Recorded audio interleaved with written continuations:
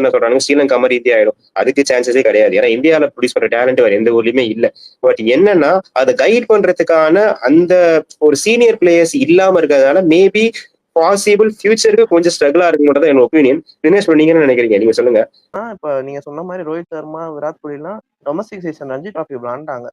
So விளாண்டும் அவங்களுக்கு அப்போ அவங்க ரிட்டையர்மெண்ட்டுன்ற ஒரு இன்டென்ஷனே இல்லாம தான் விளாண்டுருக்காங்க அவங்க. ஸோ அவங்க ரிட்டையர்மெண்ட்டுன்ற இன்டென்ஷன்லாம் அவங்க விளாடணும்னு அவசியமே கிடையாது. ஸோ அது இல்லாம தான் விளாண்டுருக்காங்க. So what made them to retire வந்து ஒரு பிக் கொஸ்டின் மார்க் தான்.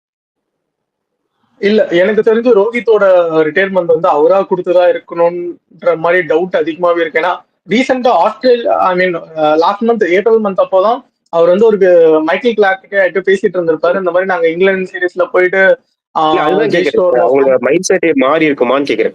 இவ்வளவு நான் பண்ணிட்டேன், இவ்வளவு பண்ணதுக்கு அப்புறமாவும் இந்த சீரிஸ் நீங்க நல்லா பண்ணலன்னா நீங்க விட்டு போயிடணும், நீங்க என்ன நீங்க சொல்லி இப்ப நான் போறது என்ன, நானே போயிடுறேன் அப்படின்ற மாதிரி ஒரு டிசிஷனா இருக்குமா?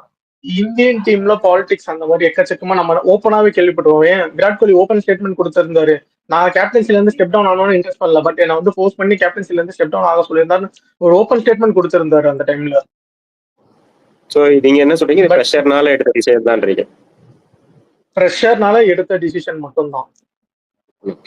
இல்லைன்னா அவங்க வந்து திரும்ப ரஞ்சி ட்ரோஃபி ஆடணும்ன்றது அவங்களுக்கு ஒரு இதுவே கிடையாது அவங்களுக்கு.